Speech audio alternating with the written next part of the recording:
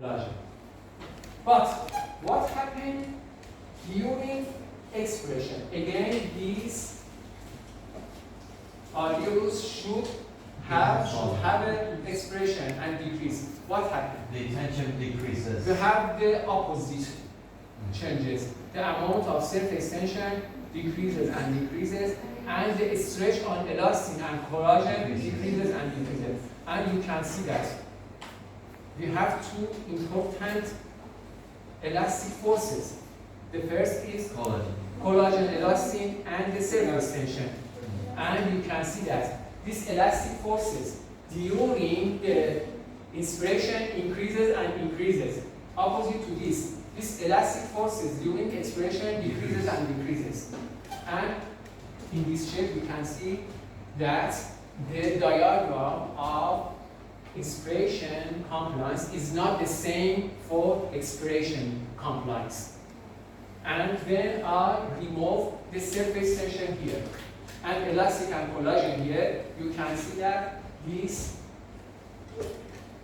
curve is only one line, and this line relates for both inspiration and expiration. But in normal condition, we have the self-extension and elastin and collagen, and we cannot remove both of them from the line. And for this, you can see that we have inspiration and expiration, and this is not same amount. The distance between the inspiration curve, the distance between inspiration curve and expiration curve. Here you can see that by blue color and by the brown color here. This space is named hysteresis. Hysteresis. Name is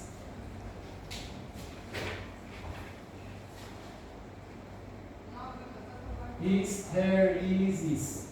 His name is hysteresis.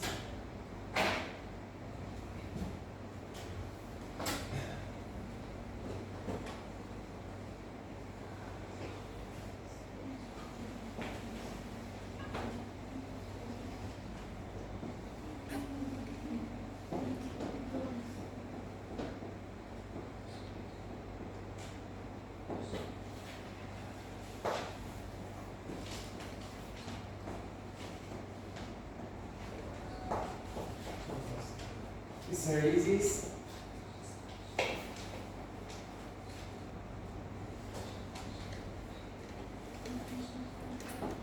But for different disorder or disease, only we use from the expiration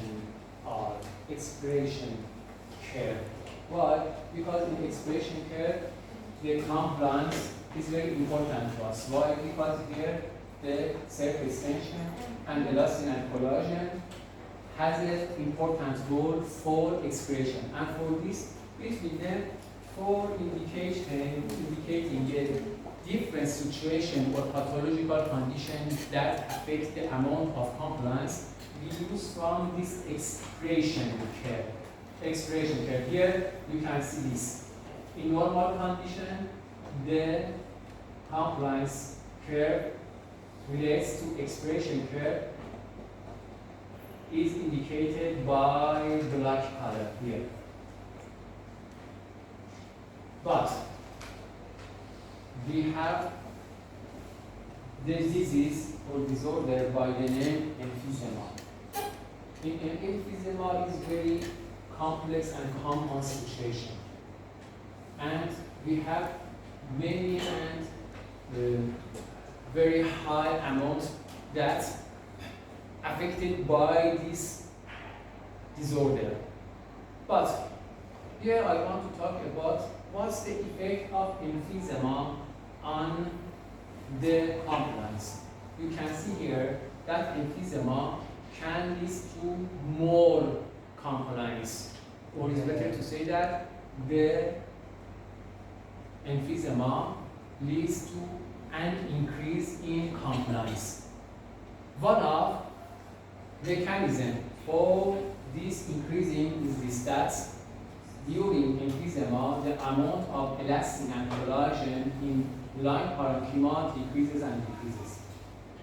The amount of elastin and collagen decreases, and less elastin and collagen leads to less elastic force, and less elastic force to leads to more compliance.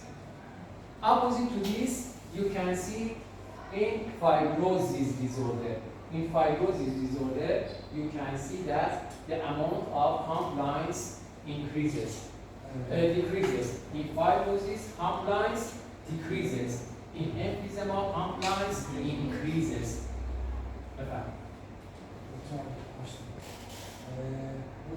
What do you mean by transpulmonary pressure? Transpulmonary pressure. Before I talk about detail about this in review session, I talked about this. So, work of person. What's the definition of the work? It's the force times the distance. Work or W is equal with the force F multiplied by D. The amount of force for any distance changes is this. But in the lung, we have two changes or two parameter changes. Before I talked about this, when I talked about ATP usage, this ATP usage is for delta pressure changes and for volume changes. So I can replace the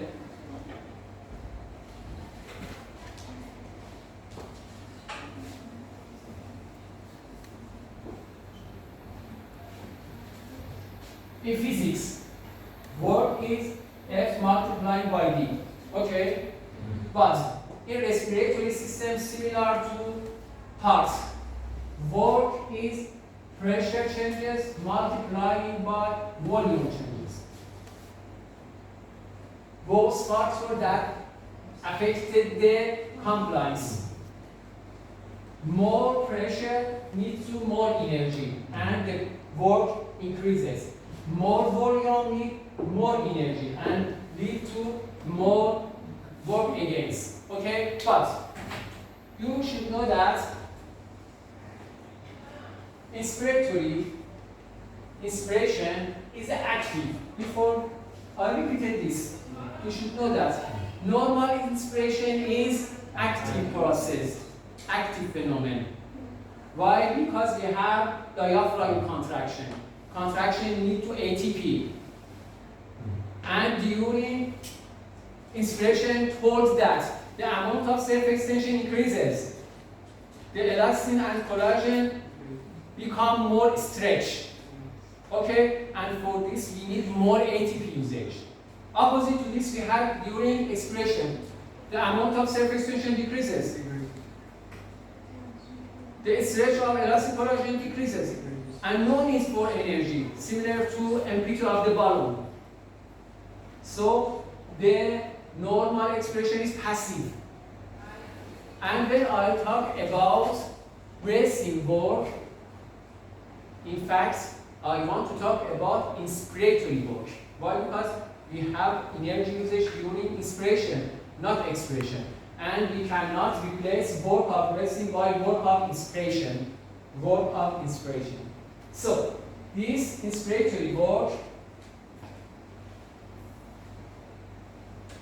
is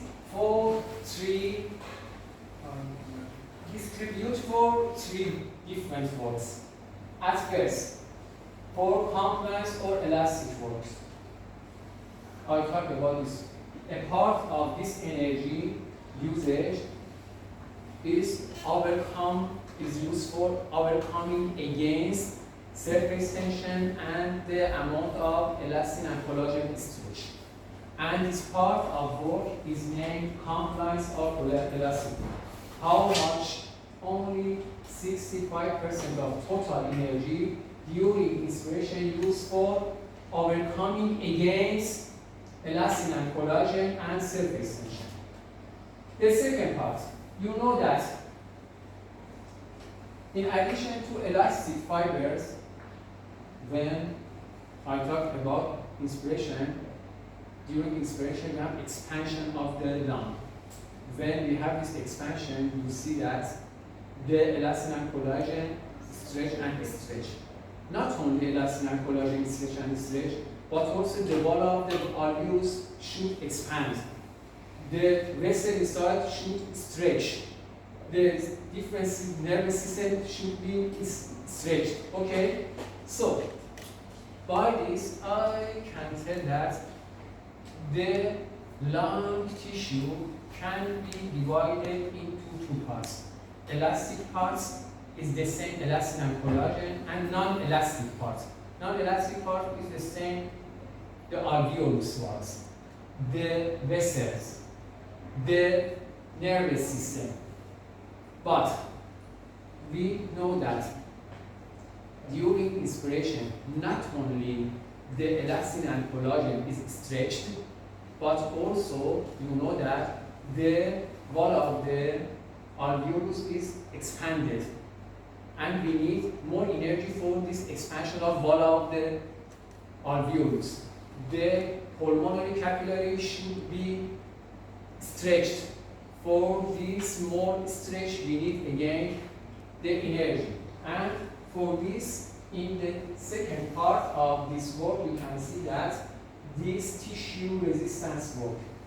The lung tissue minus elastin and collagen. And the third, airway resistance work. For airflow toward the lung, this air should pass from the airways. This airway has resistance. Part of this energy used for overcoming against this resistance. How much? Only 28%.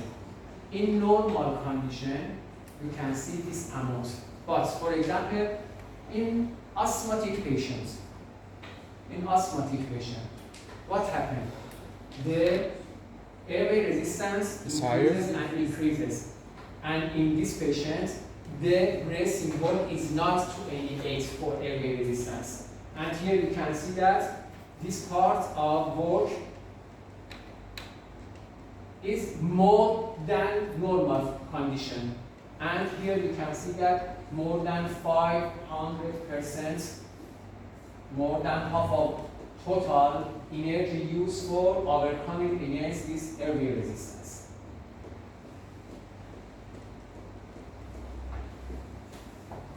You know spirometry or no? Yes.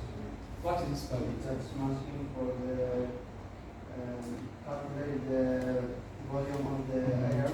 Spirometry is a technique. By this technique or method, we can measure different volume and different capacities.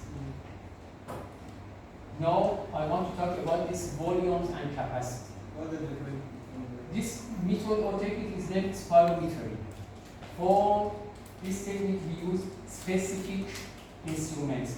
This instrument is named spirometer. Method is spirometry. The instrument is spirometer. So here I want to talk about the volume. Pulmonary volume. The first volume is tidal volume. What is the tidal volume? Before I told about this. The volume is the lungs, the volume of air which we breathe in. The normal amount of the air can go inside of the lung during normal inspiration and can go out of the lung during normal expiration. What was the amount of this volume? Half liter, 500 milliliter. Before told about this. Okay? After this, inspiratory reserve volume. Inspiratory reserve volume. What is the inspiratory reserve volume? Maximum or It's the volume we can breathe in after breathing, taking in a breath of air. Okay, after the normal inspiration. By normal inspiration, how much air can go toward the lung? Half liter.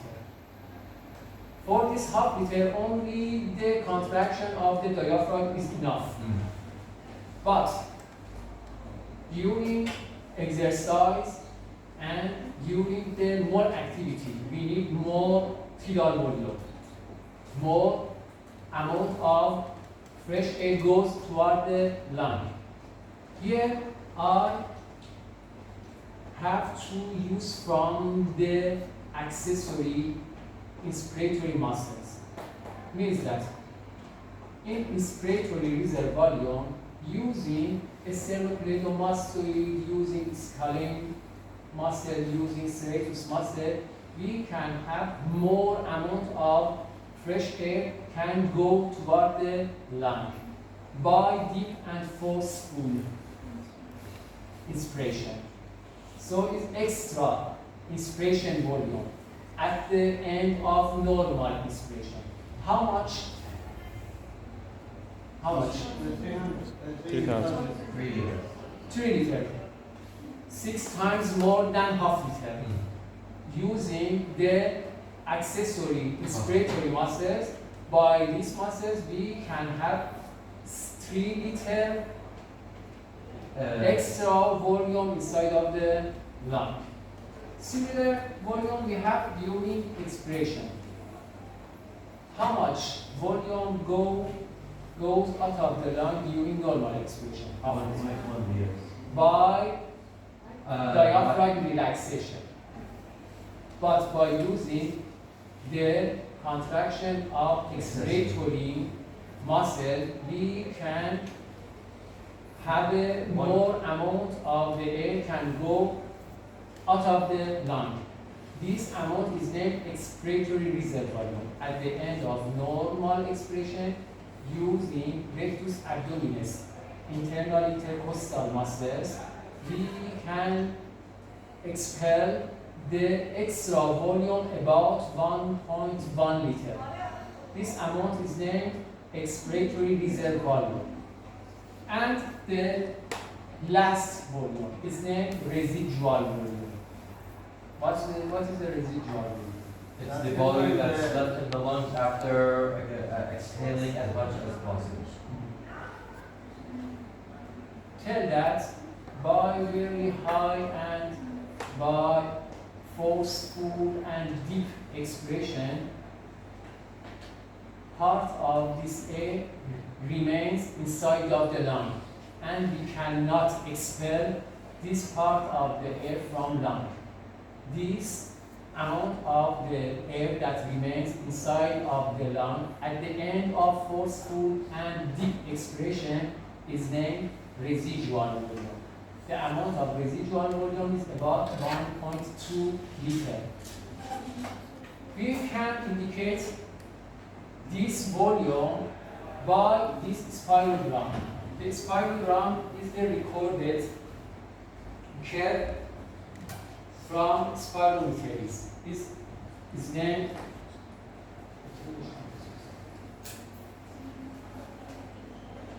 here we can see the tidal volume. Again, the amount of air goes inside during normal inspiration and goes outside during normal expiration.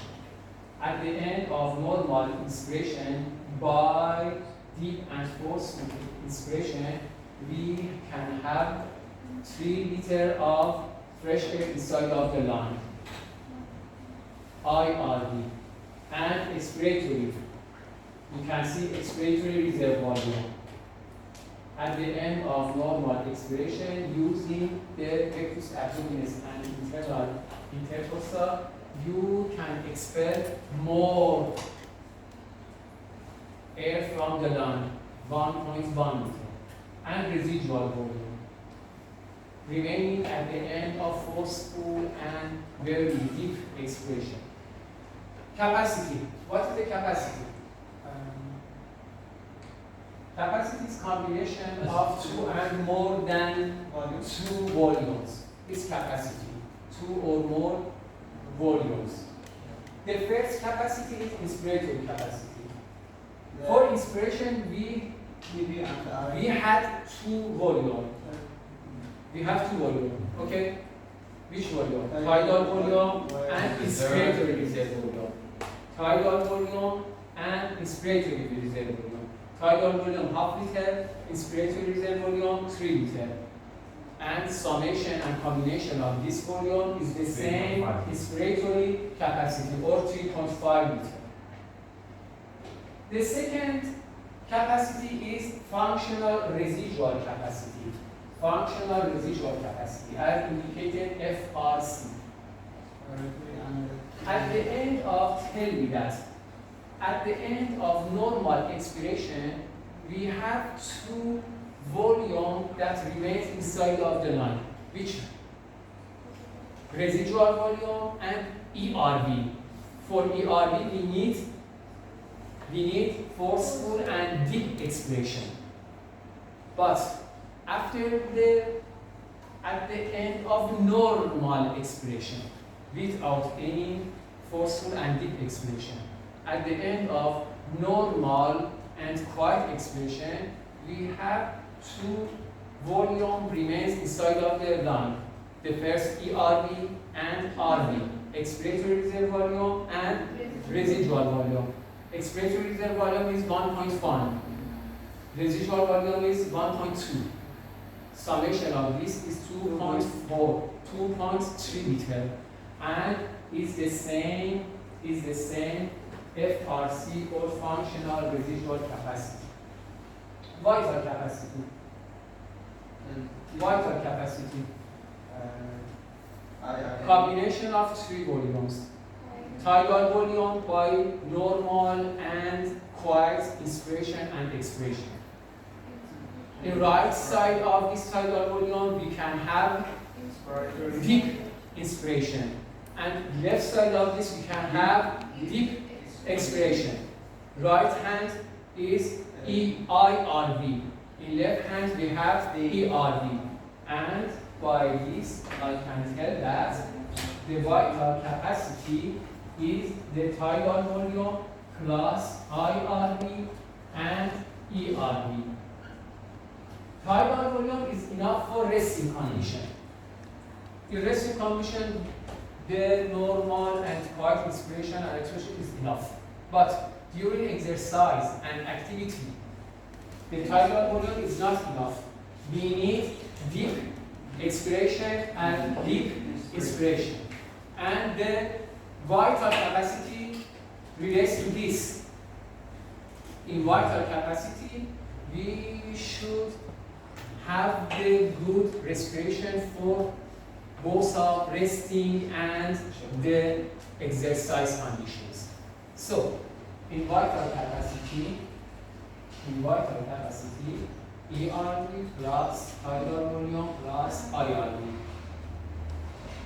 Normal and quiet inspiration, deep and forceful inspiration, and deep and forceful expiration. And how much? 4,000. 4.6 liter. 4.6 liter. And the last capacity is total lung capacity. Total lung capacity. Total lung capacity combination of all volume. Tidal volume plus IRV plus ERV plus residual volume. Or I can use from vital capacity. Then I add tidal volume to vital capacity. In fact, I calculated the total lung capacity. 4.6 plus half. And, excuse me,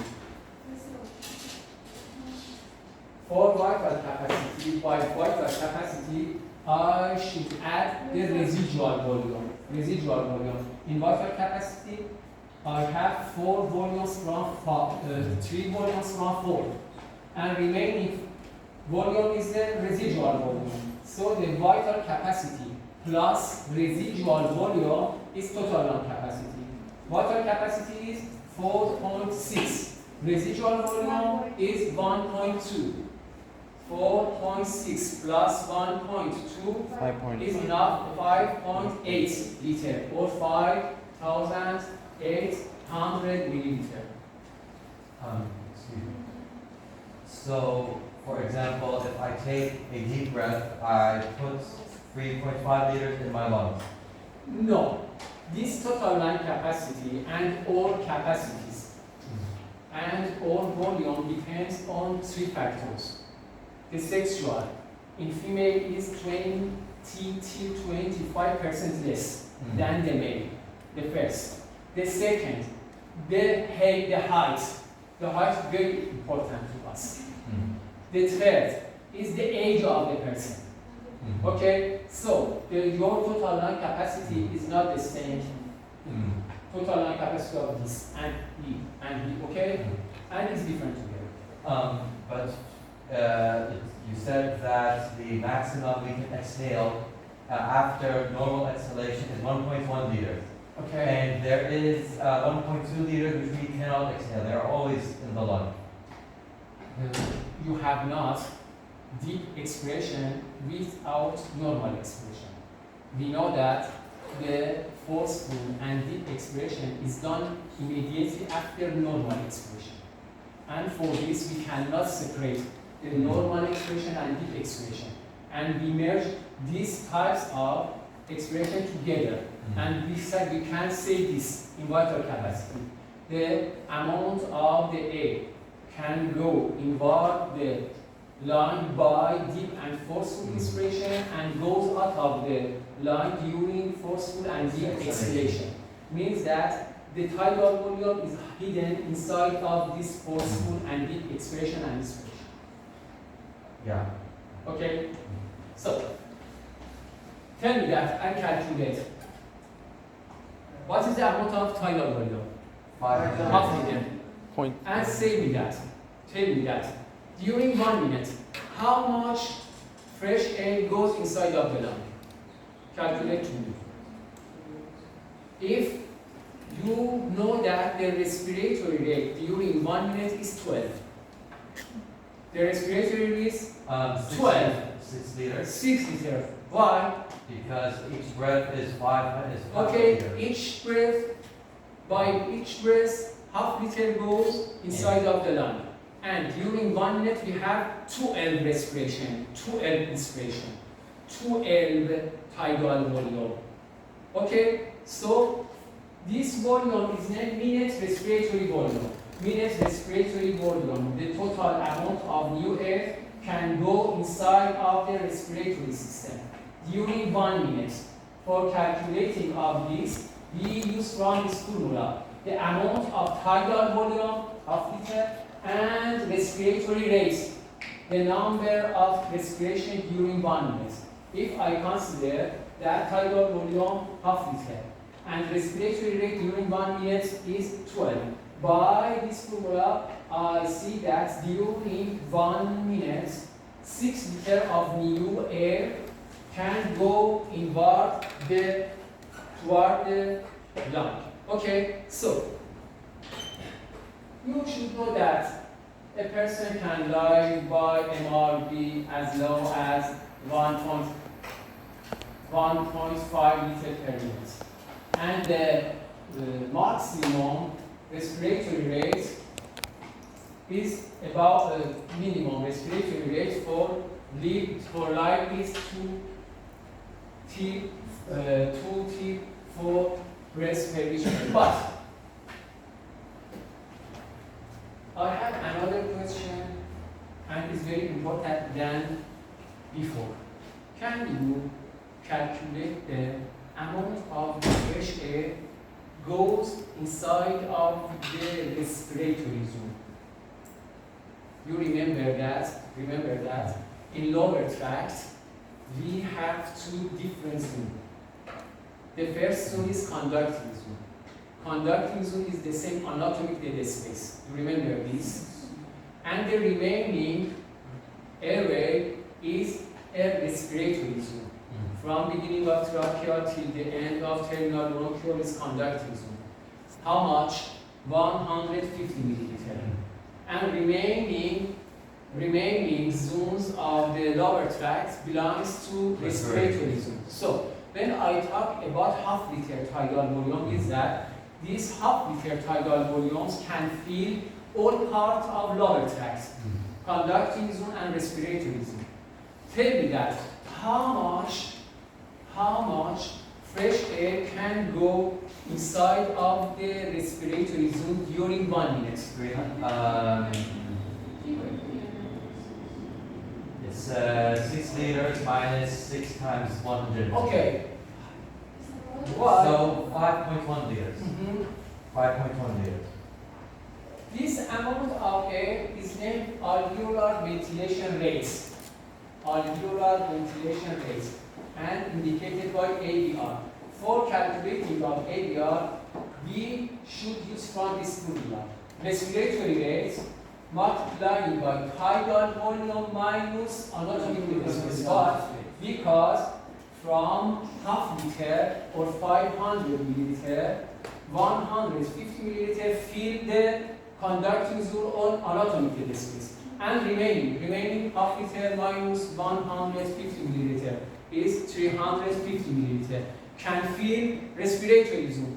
Okay, so by this formula we can see that during 1 minute 4.2 liter of the fresh air can fill the respiratory zone, and this volume, this amount of fresh air is named alveolar ventilation rate. What does anatomic dead space mean? Anatomic dead space, What does it mean? what did it mean? You was absent Yes. in previous. By detail I talked about this. Okay. Okay? Told that in upper tract we have two different zones. Conducting and zone respiratory. zone. In conducting zone we have not any gas exchange, and the composition of the air is intact. We have here high amount of oxygen and low amount of carbon dioxide. And for this, we can name this part of lower tracts as anatomic dead space. And near to 150 milliliter of the lower tract belongs to this conducting zone. Okay? Previous, by detail, I talked about pulmonary circulation and about the bronchial circulation. And no need here for more talking about this. But here, you should know that the volume blood inside of the lung.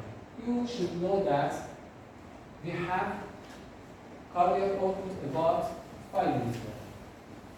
And for the same amount of cardiac output, we have blood volume. The blood volume inside of the body is about 5 liters. 5 liter blood volume or cardiac output.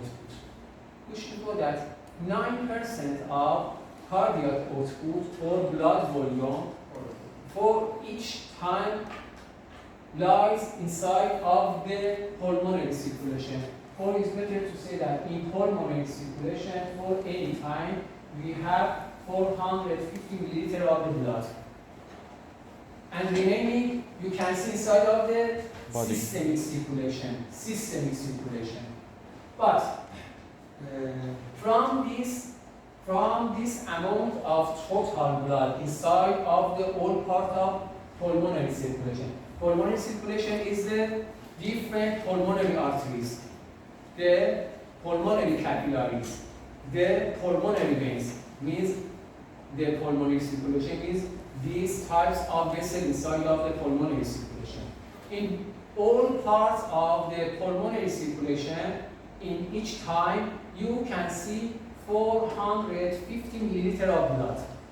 From this volume of blood inside of the pulmonary circulation, only 70 milliliter you can see inside of the pulmonary capillary. But remember that when we count the number of alveoli in both of the lung, reach to this point 300 million alveoli.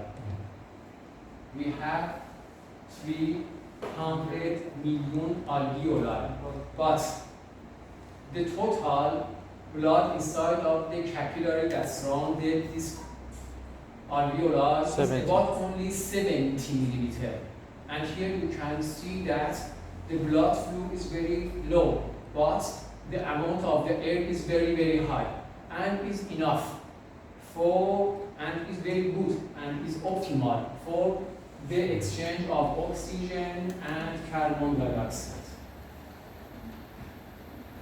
So the exchanging process is going to happen just with the format. Please repeat. The exchanging process by oxygen and carbon dioxide that happen just with the 450 milliliters from all the No, only by 70 milliliter. From this 550 milliliter for any time, 70 milliliter lie inside of the will remain. not remain. We have blood flow Yeah. and goes and again a new 70 milliliter replaced. And for any time you have this replacement. And for each time you can see the 70 milliliter of the new blood flow. And for this blood flow we have oxygen and carbon dioxide. Yeah, I mean the respiration process gonna happen with that one.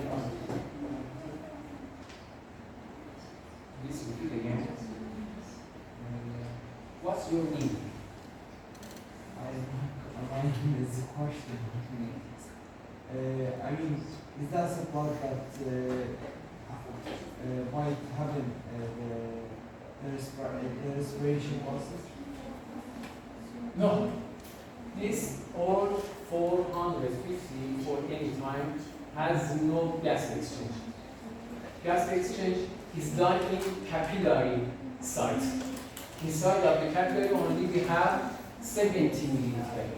70 milliliter. Behind of this we have 380 milliliter. This 70 is exchanged, go, and the new 70 replaced. Okay? And we have these changes. These changes is named blood flow. Yeah, that's fine. Blood flow. Okay? I did.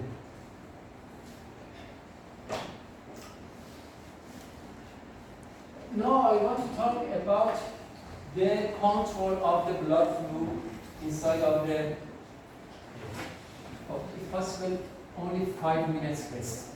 5 minutes. The time is, this value and this point is very important.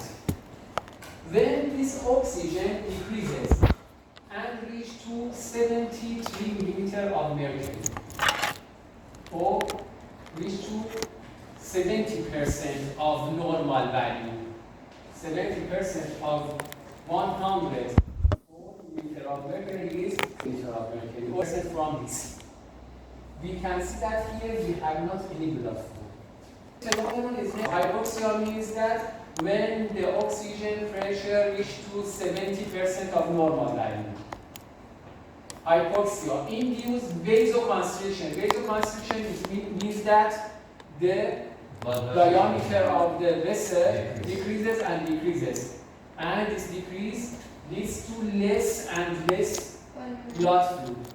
This phenomenon is named hypoxia-induced vasoconstriction. What happened? This blood flow deviates, shifts to the alveoli. That in this alveoli we have a normal oxygen. Or it's better to say that when we have a good expression, for this good expression, we should have a good blood flow for the good ventilated alveoli. So, but for this, we have three mechanisms. Tell that this hypoxia, or is better to say that this decrease in oxygen content inside of the alveoli leads to more production of vasoconstrictor. You know that inside of the circulation we have two types of agents that affect the diameter of the vessel: vasoconstrictor and vasodilator.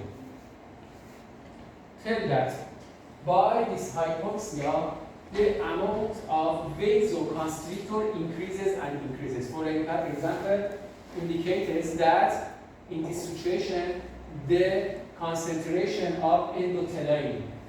Endothelin is a biochemical agent that has a vasoconstrictor effect. By this vasoconstrictor, the diameter decreases and the blood flow decreases.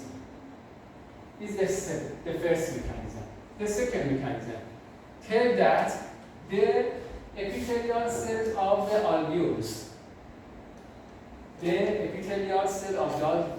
alveolus release the very low amount of vasodilator.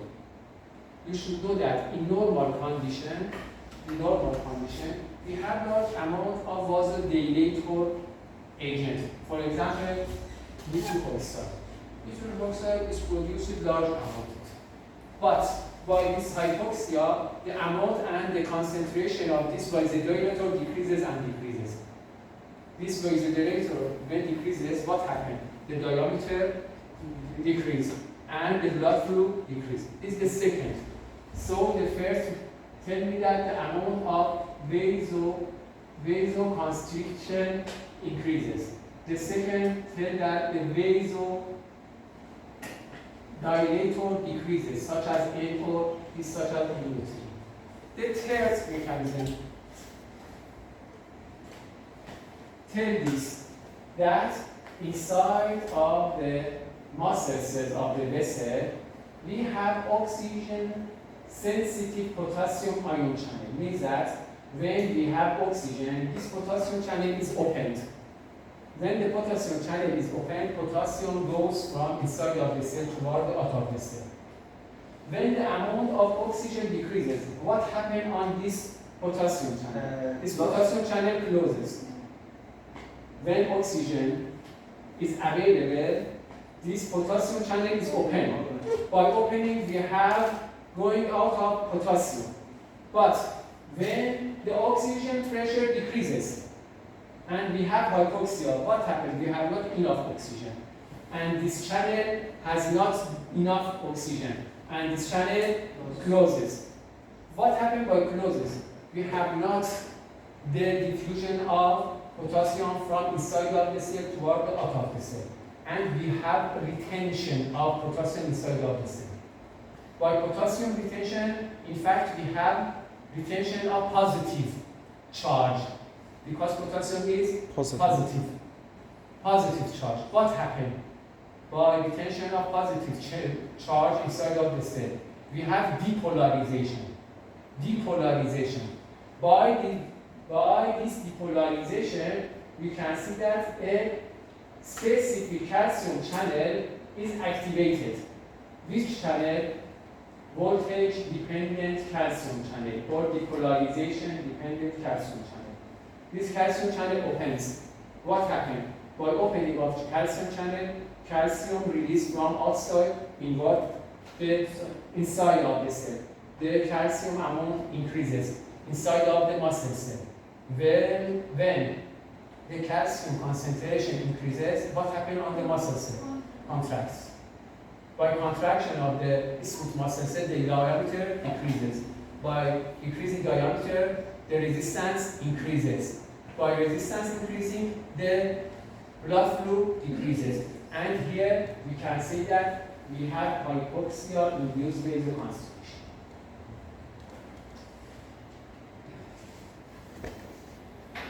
In this part, you can see the systolic and diastolic pressure in arterial.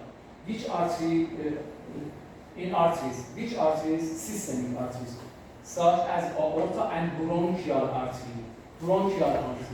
In bronchial artery, similar to aorta, the systolic pressure is 120 millimeter of mercury. The diastolic pressure is 80. But here indicates the systolic and diastolic pressure in pulmonary circulation. Which part of pulmonary circulation? In pulmonary artery. In pulmonary artery, you can see that the systolic pressure in maximum point is 25. Diastolic pressure is only 8. When I compare this pressure in pulmonary artery by bronchial artery, I can see that the bronchial circulation is high pressure, the pulmonary circulation is low pressure. Again, you can see here different vessel of the pulmonary circulation. At first, pulmonary artery. In pulmonary artery, systolic pressure is about 25. Diastolic pressure is 8. The mean arterial pressure is about 50 millimeter of mercury. In the second vessel, pulmonary capillary. In pulmonary capillary, pressure is about 7 millimeter of mercury. But in systemic capillary, the pressure is about 17. But here is 7 only. 10 millimeter is less than systemic. And at the end of this figure, you can see the pressure inside of the left atrium. The left atrium pressure is very important in pulmonary circulation. 17. Can you tell me that what happened if we increase the left atrium pressure? It will be more difficult for blood to flow from the lungs to the left atrium, so Okay. the blood will back up Back up With and the- accumulate inside of pulmonary and cause circulation. edema. And edema. Can lead to edema.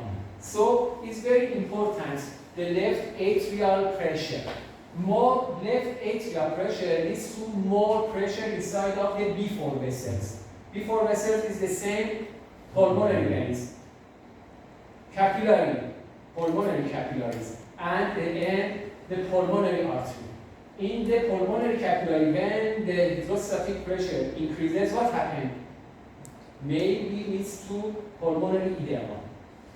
So it has to be increased more than 7 to become a problem? In pulmonary capillary 7.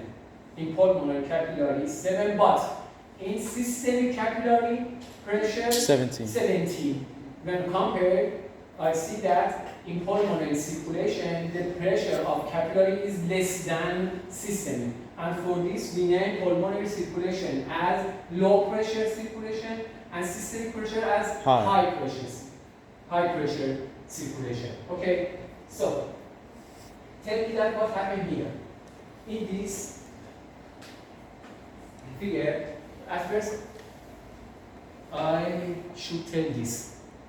When I talk about blood flow inside of the lung, it's important, the position of the person is important to us. In standing or sitting position, no lie down. In standing and sitting position, the lung has height. From top to bottom, you can see the height for the lung. This height is about 30 centimeters. Is 30 centimeters. So I divide these centimeters, these 30 centimeter height to 3 levels: bottom, middle, and top. So here in horizontal, you can see 3 levels: top of the lung, middle of the lung, bottom of the lung. Which lung in standing and sitting position? That lung has a height, 30 centimeter height. And in this 30 meters, in this height, we can see this top, middle, and bottom. In vertical, you can see the amount of blood flow. Tell me that, what happened on amount of blood flow? When we move from top of the lung toward the bottom, what happened? You can see that step by step the amount of the blood flow increases and increases. Means that in the top is less, in middle is more than the top, and at the bottom is more than the middle. Or when I move from top toward the bottom, the amount of blood flow increases and increases and increases. Then we have exercise situation. In exercise, you can see that the amount of blood flow for all level of the lung increases. For the top increases, for the middle increases, for the bottom increases. Again, you will see the same line. This line has height. How much? 30 centimeter. 30 centimeter. You can see this 30 centimeter, 20 centimeter. Okay? So, when I go upward from bottom for 10 centimeter, or opposite to this, then from top, I go downward 20 centimeter in this level. 10 from bottom or 20 from top. In this level, I can see that this level of the lung is parallel with the heart. You can see this point parallel to heart. Okay? In this point, in this level, we have the pulmonary artery by systolic pressure about 25 millimeter of mercury and diastolic pressure 8 millimeter of mercury. Means that when I tell that the pulmonary artery pressure is 25 to 8, systolic 25, diastolic 8, means that the pulmonary artery lies or puts at the level of the heart. In this point, the systolic pressure is 25. In this point, the diastolic pressure is 8. Means that you should know that when 1 centimeter we move from upward, 1 centimeter, or 1 centimeter we move downward. By this centimeter movement upward or downward, we can see that the pressure changes. How much? Pressure changes about 77 millimeter of mercury for each centimeter changes. From the heart, From the level of the heart. At the level of the heart, told that the systolic pressure is 25. The diastolic pressure is 8. But I want to calculate the systolic and diastolic pressure for pulmonary artery at the level of 1 centimeter upper than this point. Each centimeter can change 177 millimeter of mercury. But when we go downward, each centimeter increases pressure. When we go upward, Decrease. each centimeter decreases on 77 millimeter. By this, look at here please. I want to calculate the systolic and diastolic pressure in pulmonary artery at the top of the lung and at the bottom of the lung. Top of the lung. At first, I want to talk about the bottom to top. What is the distance between top and this level? 20 From top to centimeters. this level. 20 centimeter. 20 centimeter. Each centimeter decreases 0.77. 0.77. So here this distance is 20 centimeters. So 20 multiplying by 0.77 is about 50.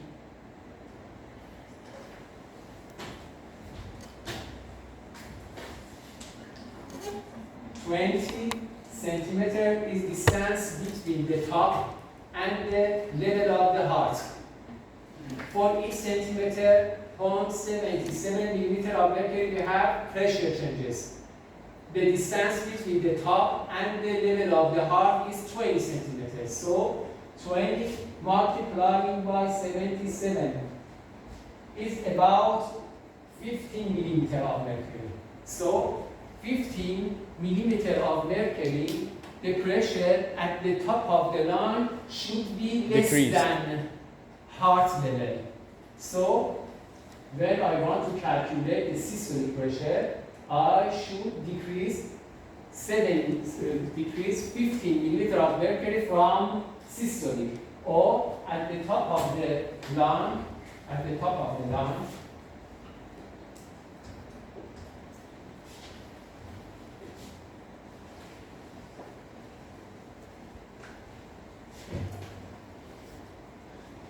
level of the heart, the systolic pressure is 25 and diastolic is 8. At the top, 20 centimeter, 10. 20 centimeter Should is be 10. about 10. 15 millimeter of mercury pressure. So we should decrease 15 millimeter of mercury from systolic and 15 millimeter of mercury from diastolic. And at the top of the bottom, at the top of the lung, you can see that the systolic pressure is about 10 and diastolic pressure is about -7. You can see here. At the bottom, what is the distance between bottom and the level 10 of the heart? centimeters. 10 centimeters. For each centimeter, how much? 7.7. 0.77. 10 multiplied by 0.77 is about 8. 10 multiplied by 0.77 is 7.7, and when I want this is about 8. At the bottom, we should add 88 millimeter of mercury for systole and 8 for diastole.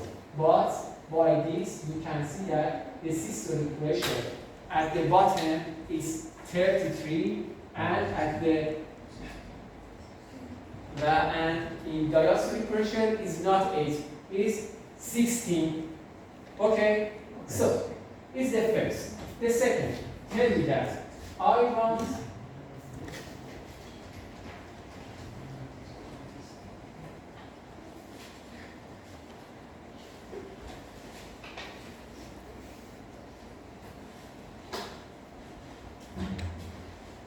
have a blood pressure. Again, this is our new rules, and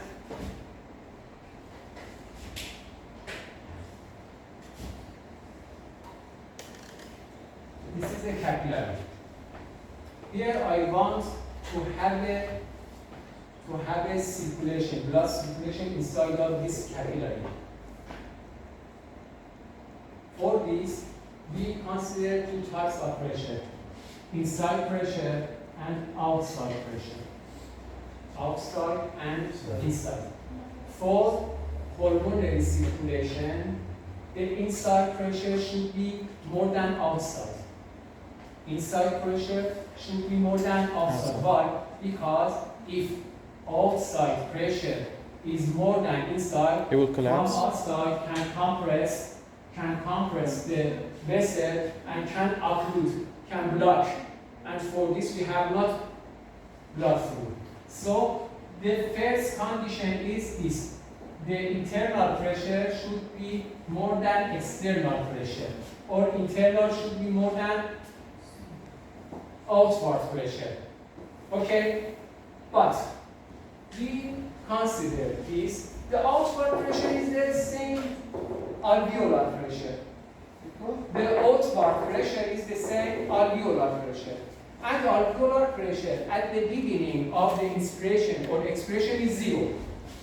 So the outward pressure is 0. And we have no any work by this. The remaining parameters is internal pressure.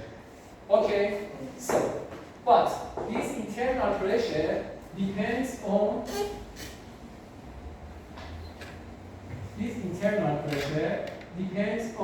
the pressure inside of the arterial blood before this capillary in artery, pulmonary arterial. Here we have systolic pressure and diastolic pressure. During the systolic pressure, the pressure inside, internal pressure is very high. During diastole, it's very less. By this, we have three types of blood. Three types of blood inside of the lung. Zone 1 blood type, Zone 2 blood type, Zone 3 blood type. At the end, at the last, I will talk about Zone 1. Because in physiology condition, we have not this type of zone inside of the lung. So, I want to talk about Zone 2 and Zone 3. Zone 2, you can see at the top of the lung. At the top of the lung. At the top of the lung, you can see Zone 2. Zone 2, tell me that external or outward pressure is 0. Internal pressure during systole is 10. During diastole is -7.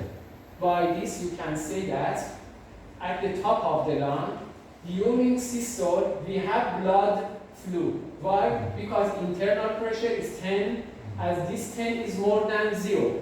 So during systole, we have blood flow. Okay? What happened during diastole? During diastole, the pressure decreases to -7. -7 is less than 0. Means that during diastole, we have not blood flow. This type of blood flow is named Zone 2. Means that during systole, we have blood flow. During diastole, we have not blood flow. In which part of the lung? Top of the lung. This type of zone is named Zone 2. Opposite to this, we move to bottom of the lung. Bottom of the lung. During systole, the pressure is about 33. 33 is more than 0. During systole, we have blood flow. During diastole, blood flow. This type of blood flow is named Zone 3. During both of systole and diastole, we have blood flow. This blood flow is continuous. It's continuous. And we have during both of systole and diastole, but in Zone 2 only we have blood flow during systole, not diastole. And this type of blood flow is intermittent. Intermittent. During systole we have, during diastole we have not. By this, I want to talk about Zone 1. Zone 1, then happen that the systolic pressure reduce less than 0. For example, during bleeding, hemorrhagia, the systolic pressure decreases and can decrease and reach to 0. And in this type of the blood flow, you can see that the systolic pressure in Zone 2 decreases and decreases.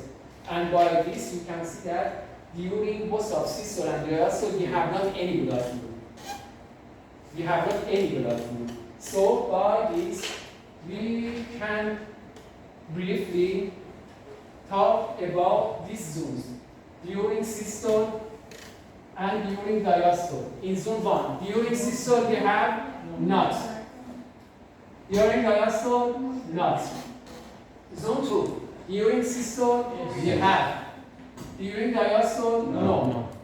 Zone 3, during systole, yes. During diastole, yes. Okay.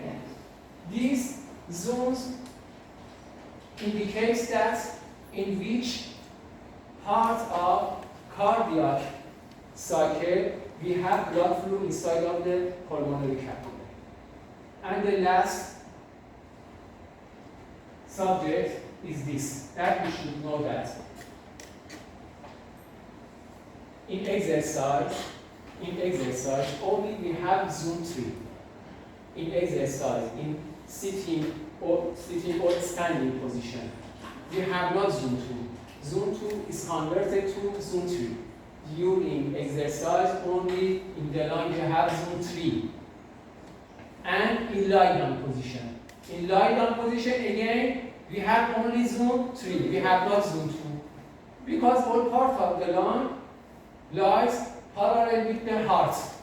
And both of systole and diastole pressure is more than 0. And for this, we say that in lie down position, in exercise, only in this situation we have zone 3.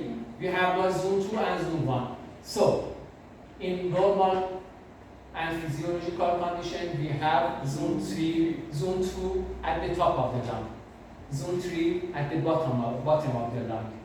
And during exercise and during lie down position, only we have zone 3 circulation.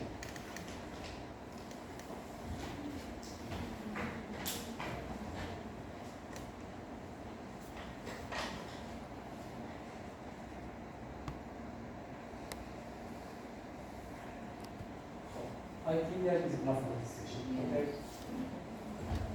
Inshallah, next session tomorrow, 8.